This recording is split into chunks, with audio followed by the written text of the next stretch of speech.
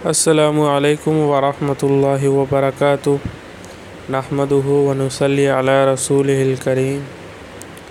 تو مبنیات کی بات چل رہی تھی کہ عربی زبان میں اس میں غیر متمکن مبنی ہوتا ہے اور فعل ماضی اور امر حاضر معروف، اور مضارع میں نون جمع مؤنث اور نون تاکید یہ بھی مبنی ہوتا ہے۔ تو دیکھیے ہم مض اور منذ پڑھ رہے تھے، یہ مبنی اس میں غیر متمکن کی قسموں میں سے اسماء ظروف کی قسم میں آتے ہیں۔ مض اور منذ ان سے پہلے بھی اگر من لے آئیں آپ یا کوئی اور حرف لے آئیں یا پھر فعل لے آئیں تو ان پہ کوئی فرق نہیں پڑے گا، منذ ہی رہے گا، منذا یا مندی نہیں ہوگا۔ تو یہ دونوں جو ہے شروعات کو بتاتے ہیں، یعنی جب کسی کام کے ساتھ کسی فعل کے بعد منذ کسی، جیسے میں نے کہا میں نے یہ کام صبح سے کیا، یہ میں نے یہ کام کیا کل سے، یا پھر میں یہ کام 2 دن سے کر رہا ہوں، تو یہاں پہ سے کے معنی ادا کرنے کے لیے جو اردو میں ہم سے کہہ رہے ہیں بار بار، میں نے یہ کام صبح سے کیا، دوپہر سے کیا، تو یہاں پہ ہم من استعمال نہیں کریں گے۔ جب ہم نے کام کے ریلیشن یعنی کام جو ہے اس کو جوڑ دیا سے کے ساتھ، تو اب اس سے کا ترجمہ مذ یا منذ سے ہوگا۔ میں نے آپ کو بتایا تھا کہ مذ جو ہے اور منذ جو ہے یہ کام کی ابتدا کو بتاتے ہیں، جیسے ما رأیتہ مذ یوم الجمعۃ، جمعۃ یا جمعۃ دونوں پڑھ سکتے ہیں، میں نے اس کو جمعے کے دن سے نہیں دیکھا، تو جمعے کے دن سے نہیں دیکھا، تو دیکھیے کام کی ابتدا یعنی دیکھنے کا کام کب سے نہیں ہوا، جمعے سے نہیں ہوا، تو ابتدا کو بتا دیا اس نے، تو سے کے معنی ادا کرنے کے لیے مذ یا منذ آئے گا۔ اور پوری مدت کے لیے بھی آتے ہیں، جیسے ما رأیتہ منذ یومین، کہ میں نے اس کو نہیں دیکھا 2 دن سے، تو ان کے لیے مذ اور منذ آتے ہیں۔ انگلش میں بھی سنس یا فور آتا ہے، فرام نہیں آتا ہے، جب فعل کے ساتھ جو ہے سے کے معنی ادا کرنے ہو اور کوئی فعل ہو رہا ہو تو اس میں بھی سنس اور فور آتا ہے۔ میں نے آپ کو مثال دی تھی، میری تھوڑی ناک بہہ رہی ہے تو اس سے پہلی والی ویڈیو میں بھی شاید تھوڑی آواز آ رہی تھی، اس کے لیے معافی چاہتا ہوں، کوشش کرتا ہوں کہ یہ زیادہ نہ بہے۔ تو امید ہے آپ سمجھ گئے ہوں گے مذ اور منذ کے معنی کیا ہیں۔ سے معنی ہے اس کے، لیکن یہ فعل کے ساتھ آتے ہیں، یعنی کوئی بھی فعل کے ساتھ آپ کو کسی چیز کی مدت بتانی ہو، کسی بھی بات کی آپ کو مدت بتانی ہو، چاہے فعل ہو یا نہ ہو، یہ بھی سمجھ لیجئے، یعنی فعل ہی ہوگا، یا تو فعل کے ظاہری فعل کے طور پہ لائیں یا پھر نہ لائیں، وہ آپ سمجھ جائیں گے کہ فعل نہ لا کے بھی فعل کے معنی کیسے ادا ہوتے ہیں۔ تو مذ یا منذ سے ہی اس کی مدت بتائی جائے گی، کہ میں نے اس کو 2 دن سے نہیں دیکھا، قط ہے یہ، قط یہ ماضی منفی کی تاکید کے لیے آتا ہے، جیسے مضارع کے اندر تاکید کے لیے کیا لاتے تھے، نون ثقیلہ یا خفیفہ لے کے آتے تھے، آپ نے علم صرف میں اسے پڑھ رکھا ہے، نون ثقیلہ لاتے تھے یا نون خفیفہ لاتے تھے۔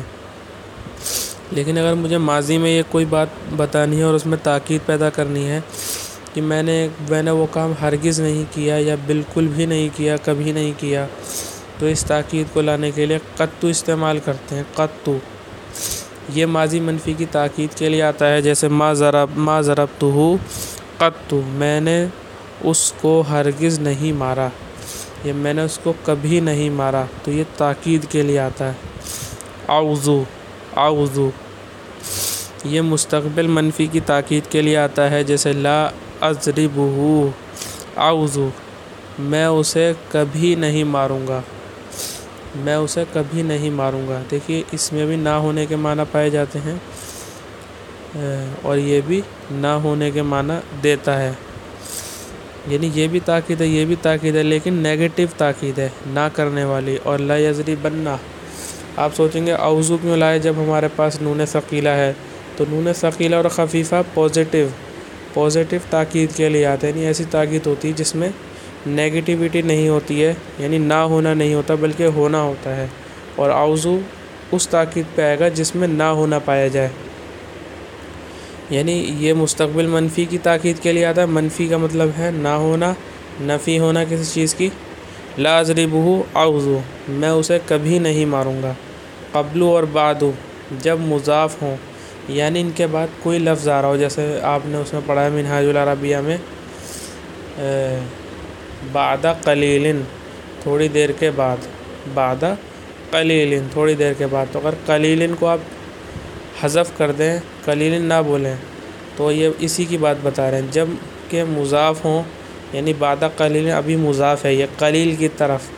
قلیل پہ زیر آ رہا ہے، اس لیے آ رہا ہے کیونکہ یہ بعد کیا ہے، مضاف ہے قلیل کی طرف. قلیل کو زیر دے رہا ہے، تو مضاف زیر دیتا ہے اپنے اگلے لفظ کو. اور بہت سے لوگ مضاف الیہ کو پڑھنے میں غلطی کرتے ہیں، زبر پڑھ دیتے ہیں، کبھی پیش پڑھ دیتے ہیں. تو آپ ابھی صحیح پریکٹس کیجئے تاکہ آپ غلطی نہ کریں. جب کہ مضاف ہوں اور مضاف الیہ متکلم کی نیت میں ہو، جیسے اللہ تعالیٰ کا فرمان ہے للہ الامر من قبل ومن بعد. متکلم جو ہے اس کی نیت میں تو مضاف الیہ ہو، لیکن اس نے ذکر نہ کیا ہو. جیسے اگر میں بات کر رہا ہوں تو میں بس بعدو کہہ کے رک جاؤں گا، اور میرے ذہن میں ہوگا، میرے اندر یہ بات ہوگی، یعنی جیسے مجھے یہ کہنا ہے بعد قلیل، تو میں بعدو کہہ کے رک جاؤں گا. تو اس وقت میں پیش پڑھوں گا، اس پہ اس وقت پیش پڑھوں گا. یہی بات بتا رہے ہیں یہ ایمن قبل کل شیء ومن بعد کل شیء. یعنی اصل عبارت کیا ہے جو اللہ پاک نے قرآن میں کیا ہے؟ اللہ پاک نے قرآن کریم میں جو بیان کیا ہے للہ الامر من قبل ومن بعد، یعنی اللہ ہی کے لیے معاملہ ہے، حکم ہے، یعنی اللہ ہی حکم دے سکتے ہیں، اللہ ہی کے لیے معاملہ ہے. من قبل پہلے سے، یعنی ہر چیز سے پہلے. پہلے سے مراد ہر چیز سے پہلے، ومن بعد اور ہر چیز کے بعد. ای من قبل کل شیء، ہر چیز سے پہلے سے اور ہر چیز سے بعد سے. یعنی اللہ ہی کے لیے معاملہ ہے، ہر چیز سے پہلے اور ہر چیز سے بعد. لیکن یہ آدمی کے ذہن میں یہ بات تھی، یعنی ہر چیز سے پہلے اس نے ذکر نہیں کی، تو اس وقت قبل اور بعد پیش پر مبنی ہوں گے. یہ مبنی کے اندر مبنی کی بات چل رہی ہے، تو اسی لیے بتا رہے ہیں اس میں اس وقت یہ پیش پر مبنی ہوں گے، ان پہ پیش پڑھا جائے گا. اور ان سے پہلے اگر من آ جائے، جیسے من آ رہا ہے، تب بھی ان پہ زیر نہیں آئے گا. اور جیسے انا حاضر من قبل، کہ میں آنے والا ہوں پہلے. پہلے سے یعنی پہلے، میں آنے والا ہوں پہلے سے، یعنی من قبلی کا یعنی آپ سے پہلے، آپ سے پہلے. متی تجیئنا بعدو، یعنی بعد ھذا. تو یہ ھذا جو ہے، یہ متکلم جو بات کر رہا ہے اس نے بیان نہیں کیا، لیکن اس کی نیت میں تھا کہ ہاں اس کے بعد مضاف الیہ یہ ہوگا اس کا، جیسے قبلی کا یعنی آپ کے بعد. تو ہم اردو میں بھی ایسا کہتے ہیں کہ تم کب آئے، میں بعد میں آیا. تو اس کے دماغ میں کیا، یعنی جیسے زید آیا، پھر عمر آیا، تو اس نے عمر سے پوچھا کہ تم کب آئے، وہ کہے گا بعد میں آیا. یعنی مراد کیا تھی، میں زید کے بعد میں آیا. تو اس نے زید نہیں بولا، بلکہ یہ کہہ دیا میں بعد میں آیا. تو اس کی نیت میں تھا کہ میں زید کے بعد آیا، تو اس وقت پیش پہ مبنی ہوں گے یہ. جب اس کی نیت میں ہو کہ مجھے یہ کہنا تھا، لیکن وہ کہے نا مضاف الیہ کو، یعنی جو قبلو یا بعدو کے بعد آتا ہے اس کو چھپا دے، تو ان پہ پیش آئے گا. ظرف مکان، ظرف زمان کی بات مکمل ہوگی، اب ظرف مکان آئے گا. ظرف مکان یعنی جو کسی جگہ کو بتائے. حیث، قدام، خلف، تحت، فوق، عند، این، لدا، لدن، حیث. حیث اکثر جملے کی طرف مضاف ہوتا ہے، یعنی حیث کا مضاف الیہ ہمیشہ جملہ ہوتا ہے، بہت کم جملہ نہیں ہوتا. حیث کے معنی ہوتا ہے اس حیثیت سے یا اس طور پر. حیث کا کیا ترجمہ ہوتا ہے، اس حیثیت سے یا اس طور پر. اکثر جملے کی طرف مضاف ہوتا ہے، جیسے اجلس حیث زید جالس. تو دیکھیے زید جالس جملہ اسمیہ ہے، زید مبتدا، جالس خبر، مبتدا خبر مل کے یہ مضاف الیہ ہو جائے گا حیث کا. تو حیث جملے کی طرف مضاف ہوتا ہے. اچھا، اجلس حیث زید جالس، تو بیٹھ اس حیثیت سے یہ ایسی جگہ جہاں زید بیٹھا ہے. تو اس حیثیت سے یا اس طور پر یہ ایسی جگہ. جہاں زید بیٹھا ہے، تو جہاں کا بھی ترجمہ کر دیتے ہیں اس میں، یعنی اجلس مکانہ جلوسی زیدن۔ دیکھیے آگے اس کی عبارت بتا رہے ہیں، یعنی یہ ایسے ہے، اجلس بیٹھ، جلس یجلس سے امر آئے گا اجلس بیٹھ، مکانہ جلوسی زیدن زید کے بیٹھنے کی جگہ۔ دیکھیے دو مضاف الیہ آ رہے ہیں، زید کے بیٹھنے کی جگہ، تو مضاف الیہ پہ زیر ہی آتا، دیکھیے جلوسی پہ زیر آ رہا ہے، پھر زیدن پہ بھی زیر آ رہا ہے مکانہ کی وجہ سے، مکانہ نے اس کو زیر دیا اور جلوسی نے اس کو زیر دیا، تو مضاف الیہ دو بھی آ سکتے ہیں، اس سے زائد بھی آ سکتے ہیں، لیکن اکثر عرب دو ہی لاتے ہیں، دو سے زائد بہت کم لاتے ہیں۔ آپ سمجھ لیجئے اسے حیثو جو ہے اس کے بعد جملہ آتا ہے، اور جملہ جو ہے نا وہ بھی مبنی ہوتا ہے، جملہ کیا ہوتا ہے وہ بھی مبنی ہوتا ہے۔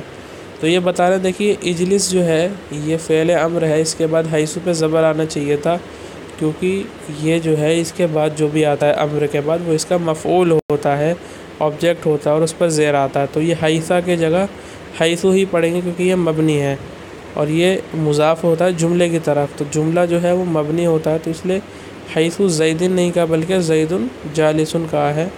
اگر نہ سمجھ میں آیا تو کوئی بات نہیں، آپ بس سن لیجئے، اسے یاد کرنے کی کوشش کیجئے جو میں ابھی بتا رہا ہوں۔ حیثو کے بعد زیدن جالسن، تو یہ پورا سینٹنس ہے، یہ مضاف الیہ بنے گا حیثو کا، تو پورا سینٹنس بھی بن جاتا ہے حیثو کے بعد مضاف الیہ۔ زیر اس لیے نہیں آ رہا کیونکہ سینٹنس بھی مبنی ہوتا ہے، سینٹنس بھی مبنی ہوتا ہے۔ قدام و خلف، قدام مانے آگے، خلف مانے پیچھے، جیسے قام الناس قدام و خلف، اس میں بھی یہ بھی وہی کیس ہے، لوگ کھڑے ہوئے آگے اور پیچھے، یعنی اس کے آگے اور اس کے پیچھے، یعنی لوگ کھڑے ہوئے اپنے آگے اور اپنے پیچھے۔ جہاز ضمیر ناس کی، اس سے ناس مراد ہے، یعنی لوگ مراد ہے، قدامہ، تو اب دیکھیے اس پہ زبر آ گیا، لیکن اگر یہ کیس ہوگا تو یہ پیش پر دونوں مبنی ہوں گے۔ تحتو و فوقو، تحتو اور فوقو جب یہ ان کا مضاف الیہ ذکر نہیں ہوگا تو یہ بھی مبنی ہوں گے پیش پر۔ جلس زیدن تحتو وصعد عمرو فوقو، ای تحت الشجرۃ و فوق الشجرۃ مثلا، بیٹھا زید نیچے اور چڑھا، صعید یصعد چڑھنا سواس سے، اور چڑھا عمرو اوپر، یعنی پیڑ کے نیچے بیٹھا زید اور وہ پیڑ کے اوپر چڑھا، مثال کے طور پر، مثلا مثال کے طور پر۔ تو دیکھیے یا شجرتی مضاف الیہ حذف کیا تو تحتا پہ پیش آ گیا، تحتو، اس وقت پیش پر مبنی ہوں گے یہ، ورنہ تو ان پہ زبر آنا چاہیے تھا کیونکہ اس کے مفعول بنتے جلسہ کے، لیکن جب ان کا مضاف الیہ حذف ہوگا تو یہ پیش پر مبنی ہوں گے۔ عندہ، جیسے المال عند زیدن، مال زید کے پاس ہے، عندہ مانے پاس ہونا، ملکیت میں ہونا، مال زید کے پاس ہے، مال زید کے پاس ہے۔ این و انا، خواہ استفہام کے لیے آئیں، جیسے این تذهب، تو کہاں جا رہا ہے، یا تو کہاں تم کہاں جاتے ہو، یا تو کہاں جاتا ہے، تم تو یہ بات تو ایک ہی کی چل رہی ہے لیکن انہوں نے تم استعمال کر دیا ہے، آپ بھی کر سکتے ہیں، لیکن فرق کرنے کے لیے تو بھی کہہ سکتے ہیں، تاکہ کیونکہ تم جمع کے لیے بھی ہم استعمال کرتے ہیں۔ تو تم کہاں جاتے ہو، این تذهب، تو استفہام کی مثال دے دی انہوں نے، انا تقعدوا، تم کہاں بیٹھو گے، انا تقعدوا، تم کہاں بیٹھو گے۔ قرآن میں انا اینا دونوں استعمال ہوئے ہیں، تم کہاں بیٹھو گے یہ انا کی مثال ہے، اور تم کہاں جاتے ہو یہ اینا کی مثال ہے، اینا تذهبوا اور انا تقعدوا۔ یا شرط کے لیے بھی آتے ہیں، جیسے انا تجلس اجلس، جہاں تو بیٹھے گا میں بیٹھوں گا، جہاں تم بیٹھو گے میں بیٹھوں گا، یعنی جہاں تو بیٹھے گا میں بیٹھوں گا۔ اور انا تذهب اذهب، جہاں تم جاؤ گے میں جاؤں گا۔ اور انا کیفہ کے معنی میں بھی آتا ہے، یعنی انا کے معنی کیفہ یعنی کیسے، کیسے، یا جیسے بھی کیسے بول سکتے ہیں اسے، یہ کیسے تو سوال کی مثال ہے استفہام کی، لیکن جیسے یہ جوڑنے کے لیے پیچھے کی بات سے جیسے کا بھی ترجمہ کرتے ہیں کیفہ کا۔ کیفہ کے معنی میں بھی آتا ہے جب کہ فعل کے بعد آئے، فعل کے بعد جب آئے گا انا تو اس کے معنی جیسے ہوں گے، جیسے، جیسے قرآن میں آیا ہے قوله تعالیٰ، جیسے اس کا قول جو بلند ہے، یعنی اللہ تعالیٰ، جیسے اس کا قول جو بلند ہے اللہ تعالیٰ۔ فَأْتُوا حَرْثَكُمْ أَنَّا شِئْتُمْ، اس قرآن کی آیت کو آپ یاد کر لیں۔ فَأْتُوا حَرْثَكُمْ أَنَّا شِئْتُمْ، کہ تم آؤ اپنی کھیتیوں کے پاس جیسے تم چاہو۔ انا مانے جیسے، تو جیسے تم چاہو، یعنی اپنی بیویوں کے پاس آؤ تو جیسے چاہو، لیکن دبر میں داخل مت ہو بلکہ فرج میں داخل ہو۔ کیف شئتم، یعنی کیف شئتم مراد ہے اس سے، یعنی جیسے تم چاہو، شئنا شئتم چاہنا۔ پس آؤ تم اپنی کھیتی میں جس طرح چاہو یا جیسے چاہو۔ لدا و لدن یہ دونوں آئندہ کے معنی میں آتے ہیں، یعنی پاس ہوتا ہے، اس کا مطلب ہوتا ہے پاس۔ لدا کا مطلب بھی اور لدن کا مطلب بھی ہوتا ہے پاس، یہ دونوں آئندہ کے معنی میں آتے ہیں۔ اور فرق آئندہ اور ان دونوں میں یہ ہے کہ آئندہ میں شے کا قبضہ اور ملک کا ہونا کافی ہے، یعنی اگر جیسے آپ کے بینک اکاؤنٹ میں بیلنس ہے، کچھ پیسے ہیں، تب آپ کہیں گے المال عندی یا عندی المال، میرے پاس مال ہے۔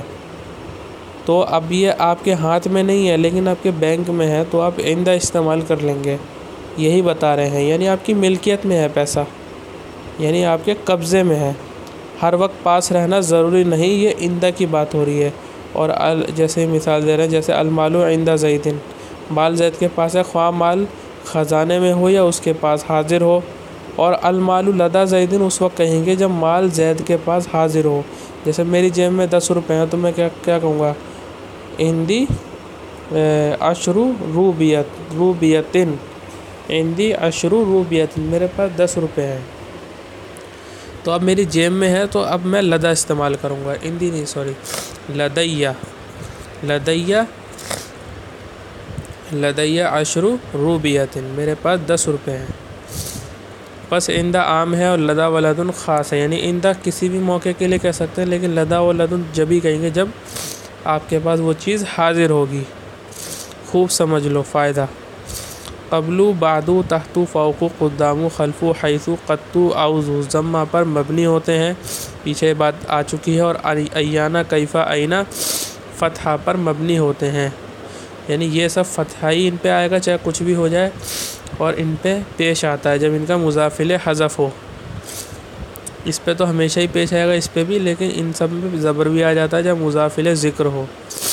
اور امسی کسرہ پر مبنی ہوتا ہے، باقی ظروف سکون پر۔ اس کے علاوہ جیسے اذ ہے، یہ بھی سکون پر مبنی ہوگا، اور جیسے ہیں 2-3 مذ بھی سکون پر مبنی ہوگا، اور بھی بہت سارے ہیں، تو یہ بتا رہے ہیں کہ باقی ان کے علاوہ سکون پر مبنی ہوں گے، ان پر سکون آئے گا ہمیشہ۔ فائدہ، ظرف غیر مبنی جب جملہ یا اذ کی طرف مضاف ہو، یعنی جب وہ اذ کی طرف مضاف ہو یا جملے کی طرف، تو ان کا فتحہ پر مبنی ہونا جائز ہے، جیسے اللہ تعالیٰ کا قول ھذا یوم ینفع الصادقین صدقہم، کہ یہ جس دن فائدہ، یہ وہ دن ہے جو دن فائدہ دے گا سچوں کو ان کی، نہیں سوری، ایسے ترجمہ نہیں ہوگا اس کا، یہ جس دن، یہ وہ ہے جس دن سچوں کو ان کی سچائی فائدہ دے گی۔ تو یہاں یوم کا مفتوح پڑھنا یعنی فتح پڑھنا بھی جائز ہے، تو اسے یوں بھی کہہ سکتے ہیں ھذا یوم ینفع الصادقین صدقہم، یہ جائز ہے پڑھنا، جیسے یومئذ حینئذ، اگر کسی نے ایسے پڑھ دیا تو نماز ہو جائے گی۔ یومئذ اور حینئذ، یہ اذ کی طرف مضاف ہے، دیکھیے اذ ہے، یہ اذن جو ہے نا، یہ تنوین تو کسی وجہ سے آ رہی ہے، لیکن اصل میں یہ اذ ہے، اذ۔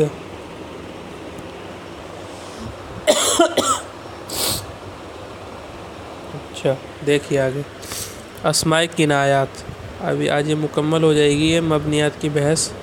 اسماء کنایات وہ اسماء ہیں جو کسی مبہم اور غیر معین امر پر دلالت کرتے ہیں، جیسے کم کذا کنایہ ہے عدد سے، اور کیتا زیتا کنایہ ہے بات سے، یعنی کم کتنا، یعنی ایسے ویسے، اس کا مطلب ہوتا ہے ایسے ویسے، کیتا زیتا، اور کم مطلب اتنا اور اس طرح یا ایسے، اس کا مطلب ہوتا ہے اتنا کم، اور کذا مانے ایسے، اور کیتا زیتا ایسے ویسے یا۔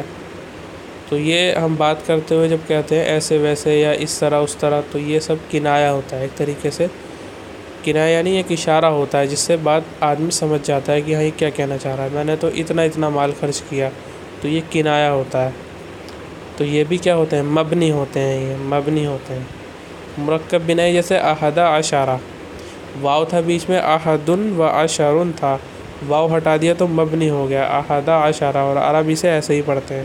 تو اب واو نہیں لگائیں گے بیچ میں، یہ مبنی ہی پڑھا جائے گا۔ وآخر دعوانا ان الحمد للہ رب العالمین۔